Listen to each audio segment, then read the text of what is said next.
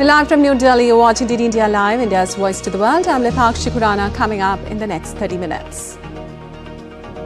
Both houses of Indian Parliament adjourned till 2 p.m. amid ruckus by opposition. Gaza ceasefire talk gains momentum as Netanyahu heads to Cairo and CIA chief to Doha. US and Hamas express cautious optimism. Canada's leadership crisis deepens. Opposition members demand Prime Minister's resignation. Trudeau acknowledges internal fight too. India's premier spinner Ravichandran Ashwin announces retirement from international cricket.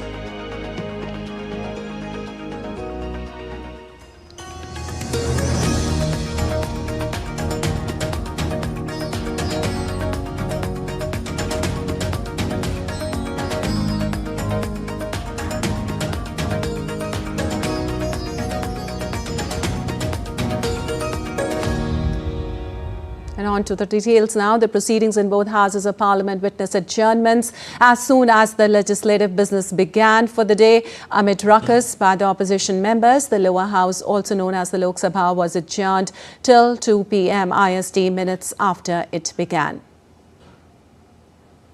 Rajya Sabha, the upper house, began with matters of importance taken up in the 0 hour. After a short while, the house was adjourned to resume again at 2 p.m. local time after ruckus by opposition members.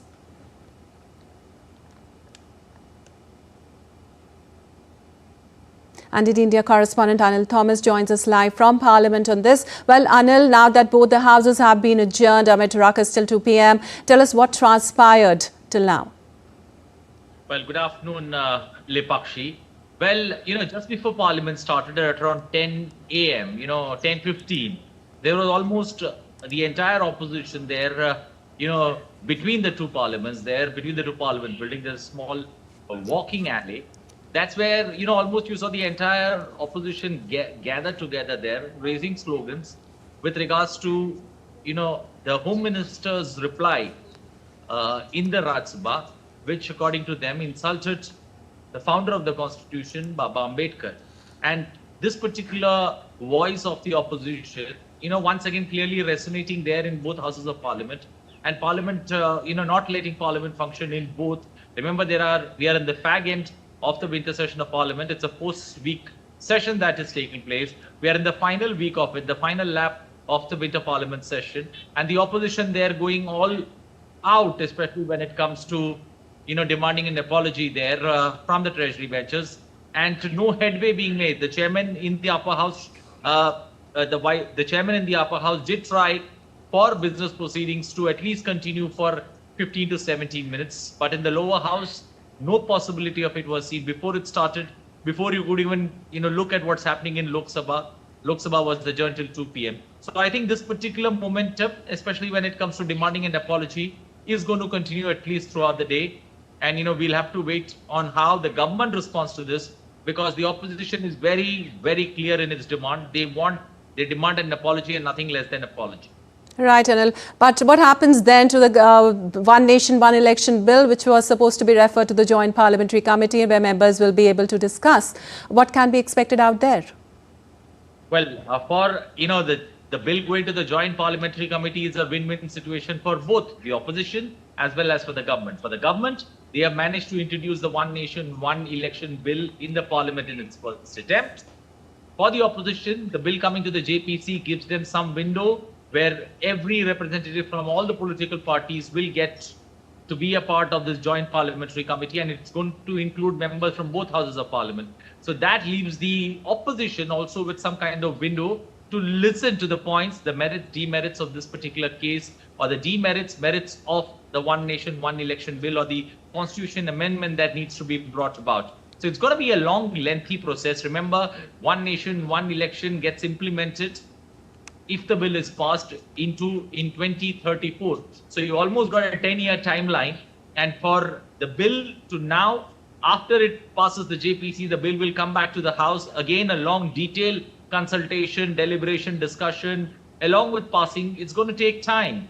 But for the fact that it's passed and it's been introduced in the House is a big win for the government. And I think the government did have the numbers, especially when the bill needed to be introduced in the House, and that's where it's a big positive for the government. So the government feels they have managed to make inroads by introducing the bill in the Parliament, and that's a big win for them. Right, inroads have been made. Also, Anil, what else can we expect from the proceedings today, considering only 2 more days left for this winter session to end? There are 3 bills in the lower house, 2 bills in the upper house that need to be discussed, deliberated. But the mood there that both houses have shown, especially after that 4-day of, some kind of, I would say, diplomatic mood that both the Treasury benches as well as the opposition benches had deployed. The discussion on the Constitution was a very fruitful one, both in the lower house and in the upper house. Remember, 2 days in the lower house on Friday and Saturday, and 2 days, Monday and Tuesday, in the upper house have been fruitful.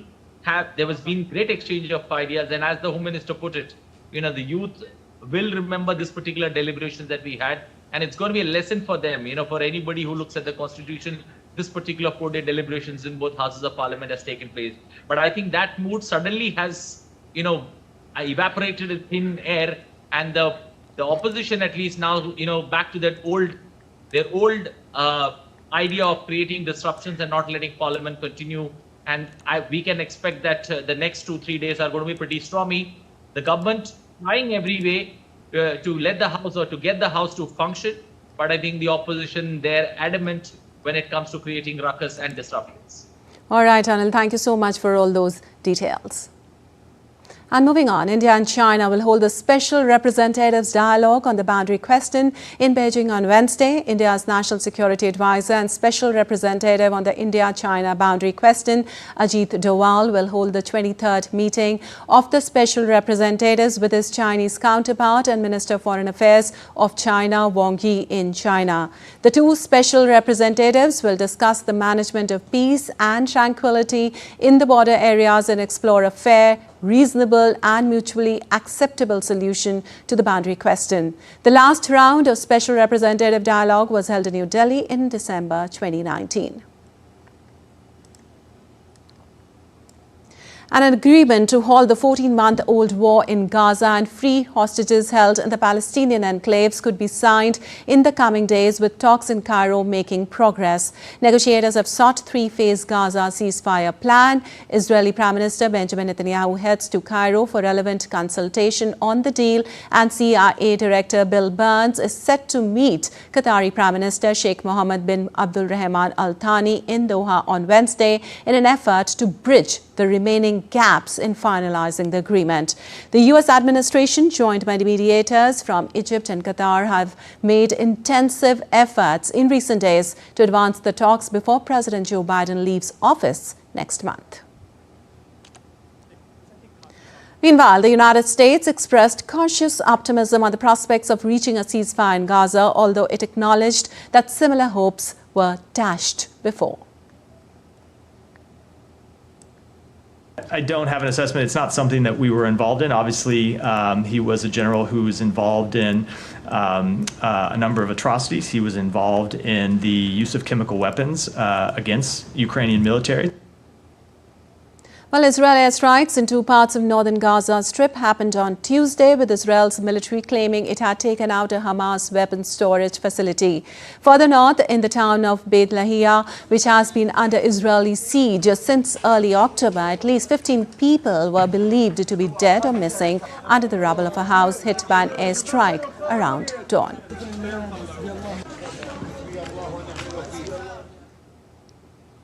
And former Israeli hostages who were released in a ceasefire deal a year ago held a presser in Tel Aviv, pleading for a comprehensive deal while their loved ones who are still held captive in Gaza. Speaking from their experience of spending about 50 days in captivity, the former hostages said they feared for those still in Gaza. 100 hostages, men, women, children, are still being held in the depths of hell. My partner, my friends, and countless innocent lives are wasting away while the world stands silent. This is your time, the chance to change history. Step in, end this war, bring the hostage home. No words, no promise, only action. Bring them back All of them, now. While tens of thousands of people sheltering on Gaza's exposed Mediterranean coastline face harsh winter conditions with inadequate shelter, food and fuel as temperatures plunge in the devastated territory. As winter impacts the Deir al-Balaha central Gaza Strip, UNICEF is providing blankets, tents and warm clothes. Facing the harsh winter, children gathered blankets, scraps of wood or tree branches to build fires and keep warm. 11 years old Yusuf said, "We once lived safely and warmly in our homes, but now we live in tents, exposed to the cold and rain." While a displaced mother said it's freezing and rainwater is leaking into the tent from everywhere. Well, moving on, the United States is engaged with several UN bodies to ensure that the Syrian people get answers to mass graves, detention sites and torture sites in Syria. At a regular news briefing on Tuesday, State Department spokesperson Matthew Miller called for answers for the families of those who disappeared and were tortured and killed in Syria. Miller also sought accountability for those behind these actions. Miller said that the administration of President Joe Biden was engaged with the independent institution on missing persons in Syria, among other UN bodies. Meanwhile, Robert Petit, the head of the UN investigative body International, Impartial and Independent Mechanism, has written to Syria's new authorities to engage with them and to travel to Syria to secure evidence that could implicate top officials of the former government. The UN body was set up in 2016 to probe and help prosecute the most serious crimes committed in Syria since 2011. It has already collected 283 terabytes of data and is cooperating with national prosecutors, including teams in Belgium, France and the United States on Syria investigations. Well, Israeli Prime Minister Benjamin Netanyahu held a briefing on Mount Hermon summit on Syrian territory, a strategic location overlooking Damascus. In a statement, Netanyahu said, "We will stay in this important place until another arrangement is found that ensures Israel's security." Israel pledged on December 15 to double its population on the occupied Golan Heights, while saying threats from Syria remained despite the moderate tone of rebel leaders who ousted President Bashar al-Assad a week ago. We are holding the assessment in order to decide on the deployment of the IDF in this important place until another arrangement is found that ensures Israel's security. I was here 53 years ago with my soldiers. The place has not changed. It is the same place, but its importance for the security of Israel has only been underscored in recent years, and especially in recent weeks with the dramatic events that have occurred below us in Syria. We will determine the best arrangements that will ensure our security. While the United Nations pushes for Iran nuclear deal talks, saying time is of the essence. The aim is to urgently work to restore a 2015 deal that lifted sanctions on Tehran in return for restrictions on its nuclear program, warning that its success or failure matters to all of us. Time is of the essence. While the onus is on JCPOA participants and the U.S., their success or failure matters to all of us. The region cannot afford further instability. There must be genuine commitment to dialogue and diplomacy. And some more news from around the world now. A startup company from Hong Kong develops a humanoid robot called CAPTCHA that can also be used in the classroom. CAPTCHA talks to the Delmenhorst students about artificial intelligence, its possibilities and opportunities. The young people can actively participate in the lessons and discuss with CAPTCHA. It will react to its environment and respond to statements or questions along with reciting ready-made answers. Archaeologists have wrapped up their 2024 mission at the ancient site of Luxian County in Tongzhou district of Beijing, dating back to the Han Dynasty, who undiscovered ancient wells, roof tiles and other relics. They have also unearthed pottery, bronze items, jade and stone tools, animal and plant remains. These findings provide valuable reference material for further understanding the production and daily life of people during that time. In southern Morocco, women are the guardians of the age-old craft of carpet weaving, an intricate art form that often leaves them with meager earnings. Known for their bold geometric patterns and vibrant colors, the hand-woven rugs are a fixture in local markets and a favorite among tourists. As per the government data, traditional carpets accounted for nearly 22% of the kingdom's artisan exports in 2022. In Thai Binh province of Vietnam, parishes and chapels are becoming vibrant centers of activity as the community prepares for Christmas season. Beautiful floral arrangements, hanging lanterns and intricate religious symbols fill the spaces, creating a festive and sacred atmosphere. These preparations and decorations reflect the vibrant religious life in Thai Binh province. And still to come in this edition of DT India Live. Wisconsin police investigate motive behind tragic school shooting as school violence continues to surge across United States. We'll tell you all about the FIFA Awards in Doha.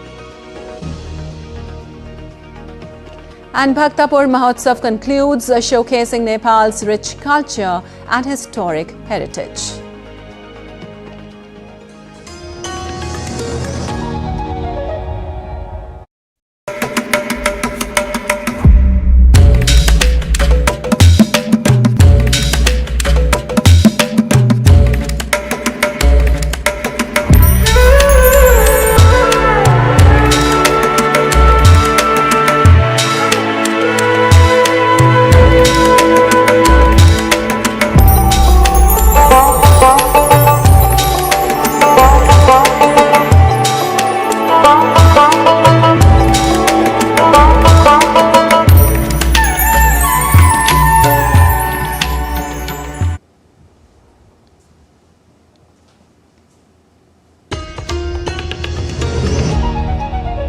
Welcome back. You're watching DT India Live. I'm Lipakshi Kunan, and moving on, Canadian Prime Minister Justin Trudeau finds himself in the political fight of his life. He's acknowledged internal strife within his ruling Liberal Party as he's under intense pressure also from abroad.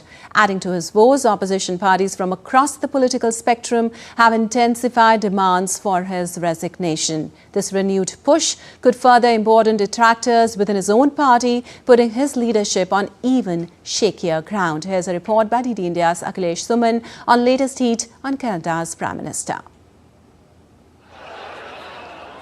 For Canadian Prime Minister Justin Trudeau, Tuesday turned into another tough day as Parliament echoed with sharp accusations from an energized opposition. Lawmakers from across the opposition's political spectrum attacked his administration, blaming him for policy failures and calling for his resignation. Canada is a serious G7 NATO partner staring down the threat of 25% tariffs. We deserve a strong leader with a new mandate. Why not let Canadians decide by calling a carbon tax election? The Prime Minister has lost the confidence of Canadians, lost the confidence of many of his MPs, acknowledged that he doesn't have a mandate to continue to govern, and call a carbon tax election. While Trudeau is working hard to keep his party and the government steady, growing dissent within his party adds to his mounting challenges. Sensing the rising political stakes, newly appointed Finance Minister Dominic LeBlanc came to the government's defense. He assured Parliament that Prime Minister Trudeau is making determined efforts to address Canada's economic and diplomatic challenges. Mr. Speaker, the fall economic statement speaks to growth in the Canadian economy. It speaks to supporting Canadians with serious affordability challenges. And Mr. Speaker, we haven't finished supporting Canadians, something the Conservatives aren't interested in doing. Defending the government further, House Leader Karen Gohl reminded the Parliament that the government has already survived a confidence vote last week. She emphasized that the administration's priority is tackling the economic fallout and managing US-Canada relations amid Trump's aggressive trade policies. Mr. Speaker, this House voted in confidence of this government just last week on multiple occasions. Mr. Speaker, we have important work to do on behalf of Canadians. We have a very important relationship to manage with the United States at a pivotal time. In response to Trump's aggressive stance on border security and trade, Trudeau announced a $1.3 billion Canadian plan to bolster Canada's border security over the next 6 years to stop illegal immigration into USA. The plan includes deploying drones, surveillance towers, helicopters, and hiring more border agents to enhance US-Canada border security, causing huge bearing on Canada's exchequer. Like most families, sometimes we have fights around the holidays. But of course, like most families, we find our way through it. Insiders say former Finance Minister Chrystia Freeland has resigned after clashing with Trudeau over handling US President-elect Donald Trump's threat of imposing 25% tariffs on Canadian imports. Freeland advocated for tighter fiscal controls, while Trudeau insisted on boosting financial aid for wooing public sentiment, along with strengthening border security. However, questions remain about how both priorities will be funded at a time when Canada's economy is grappling with severe challenges. Akhilesh Suman's report for DD India. And moving on, President-elect Donald Trump has filed a lawsuit against the Des Moines Register newspaper and its former top pollster the day after he stepped up his legal threats against news outlets. The lawsuit seeks unspecified damages and an order barring the Des Moines Register from engaging in ongoing deceptive and misleading acts and practices related to polling. A Des Moines Register representative said the organization stands by its reporting and believes the lawsuit is without merit.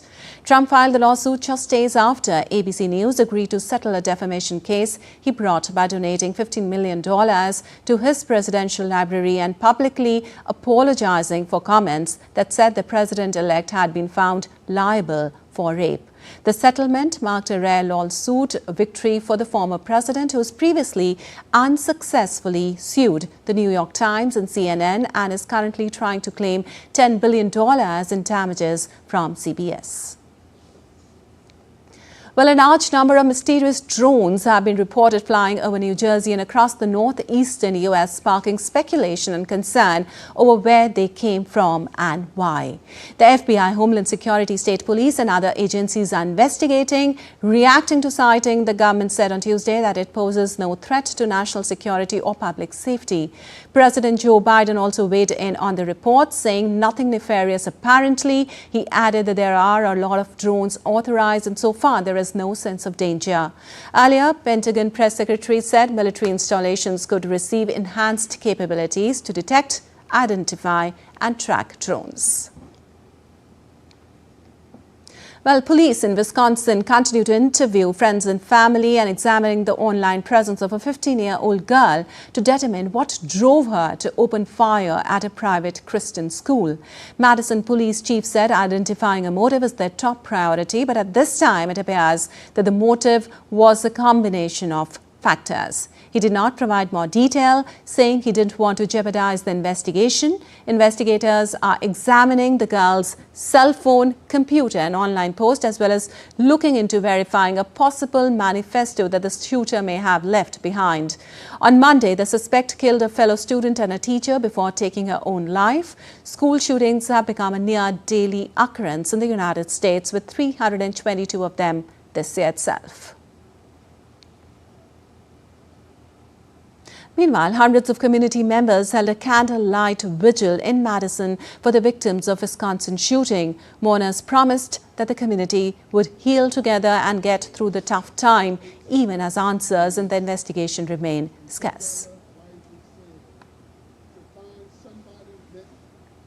Madison community experienced a terrible and traumatic event, and we will never be the same.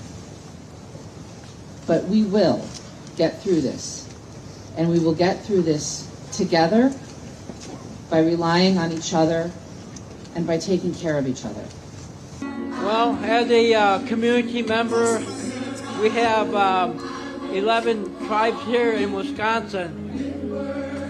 So it's very important for our Native American community to know that we stand here with the community.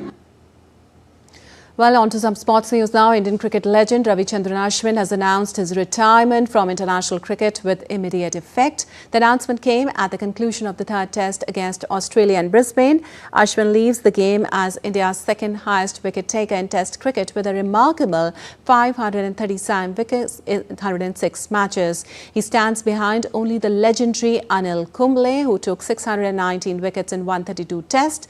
His decision marks the end of an era, and he will undoubtedly be remembered as one of the greatest test cricketers of all time. And Vice President of Board of Indian Cricket Board Rajiv Shukla commended Ashwin for his contributions. Take a listen. BCCI also appreciates it and always salute to his contribution to the world cricket as well as Indian cricket, particularly domestic cricket also. He is a great bowler. He has got immense potential as far as game is concerned. So I wish him best for his future endeavours. Well, Brazil and Real Madrid forward Vinicius Jr. was named FIFA Men's Player of the Year in Doha. The Brazilian won the award ahead of Spain midfielder Rodri and England's Jude Bellingham. Vinicius scored 24 goals in 39 appearances across all competitions to help Real Madrid clinch the La Liga and Champions League trophies.